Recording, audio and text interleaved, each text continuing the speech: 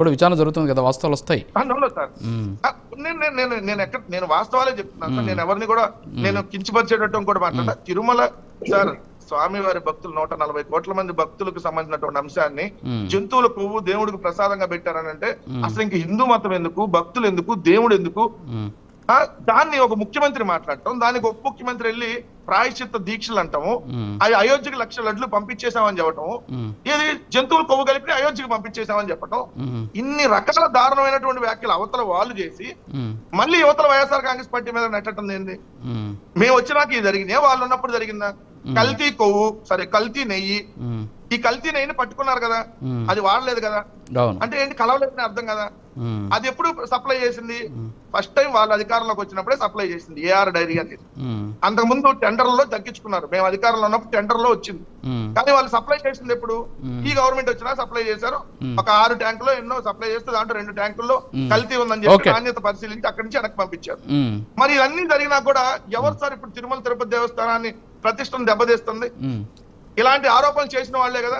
మేము ఆవులు చనిపోయిన, గోమాతలు చనిపోయిన దాని మీద మేము ఒక డేటాని ఒక ఫోటోలతో ప్రజెంటేషన్ చేసాం.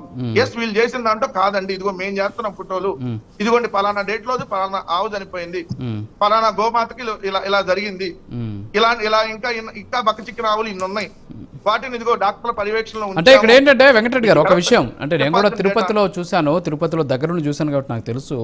గతంలో ఏంటంటే మీరు ఇప్పుడు కొన్ని డేట్ వైజ్ చెప్పారు అన్నమాట, ఈ అంశాలన్నీ కూడా బయటకు వచ్చాయి. మీరు నమ్మరండి, గతంలో ఒక చిన్న జరిగినటువంటి ఒక మేజర్ ఐటమ్ వార్త రాసినా సరే బయటికి ఏదైనా ఒక మీడియా బయటకు తీసుకొస్తే అరెస్టులు చేసి కేసులు పెట్టి హింసించిన పరిస్థితి. నేను కూడా బాధితున్నే. హుండీలో దొంగతనం చేశాడు, వాడికి ఇన్ని ఆస్తులు ఉన్నాయి అతనికి, ఆ ఆస్తులకు సంబంధించిన డేటా ఇది, ఇన్ని ఆస్తులు ట్రాన్స్ఫర్ అయ్యాయని చెప్పేసి ఒక లైవ్లో ఉంటే నన్ను అరెస్ట్ చేసి తీసుకుపోయారు.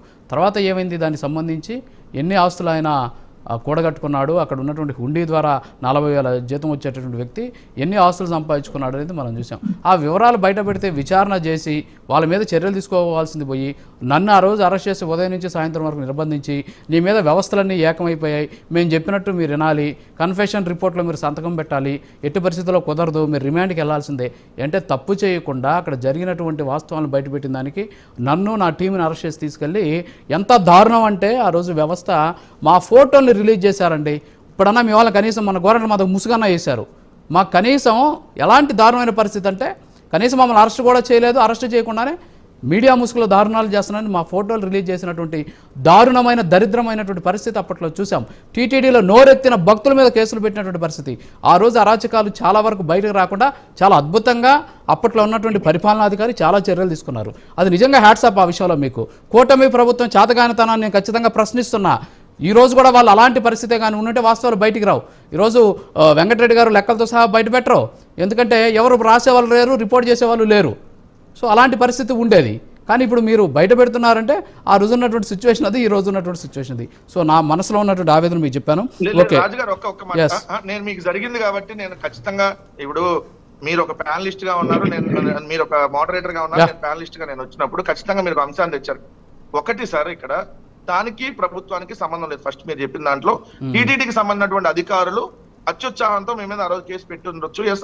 ఆ నిజ నిజాలు ఏదనేది పూర్తిగా నాకు కూడా మీరు ఇప్పుడు ఇన్ఫర్మేషన్ కొంత చెప్పారు కాబట్టి ఇట్లా పలానా రాసినందుకు పెట్టారంటే డెఫినెట్లీ నన్ను తప్పే అంట. రెండోది నేను చెప్తా, ఇప్పుడు కూడా మొన్న ఒక 3 యూట్యూబ్ ఛానల్స్ మీద సార్ ఏదైతే చాగంటి కోటేశ్వరరావు గారికి ఏదో అవమానం జరిగిందని చెప్పి వాళ్ళు ప్రచారం చేశారనే దాని మీద 3 యూట్యూబ్ ఛానల్స్ కేసులు పెట్టారు. ఇదొక పాయింట్. రెండోది, నిన్న స్వయంగా టీటీడీ చైర్మన్ చెప్తున్నాడు ఏమని, రాష్ట్రం మొత్తం కేసులు పెట్టి తిప్పుతామని చెబుతున్నాడు కరుణాకర్ రెడ్డి గారిని. దానికి దీనికి సంబంధం ఏంటి? రాష్ట్రం మొత్తం మిమ్మల్ని తిప్పుతాం, ఏ విధంగా బయట కేసులు పెట్టి చేస్తున్నాం చూశారు కదా, మిమ్మల్ని వదలమని ఆయన బహిరంగ హెచ్చరించాడు. అంటే పెడతారని చెబుతున్నాడు. వాళ్ళే మీరు సొంత కోసంలాగా అనుకోవద్దు. సో ఇప్పుడు ఆయన క్లియర్ గా చైర్మనే చెబుతున్నాడు ఏమని, రాష్ట్రం మొత్తం తిప్పుతాం కేసులు పెట్టాలి, ఏది టీటీడీలో గోవులు చనిపోయినాయి అని చెప్పి. ఓకే వెంకటరెడ్డి గారు అది వేరే సబ్జెక్టు. ఓకే ఒక్క నిమిషం వద్దాం, మీ దగ్గరకు వద్దాం. మస్తాన్ రావు గారు ఇంకో సబ్జెక్ట్ ఇప్పుడు. సరే, వైఎస్ఆర్ కాంగ్రెస్ పార్టీ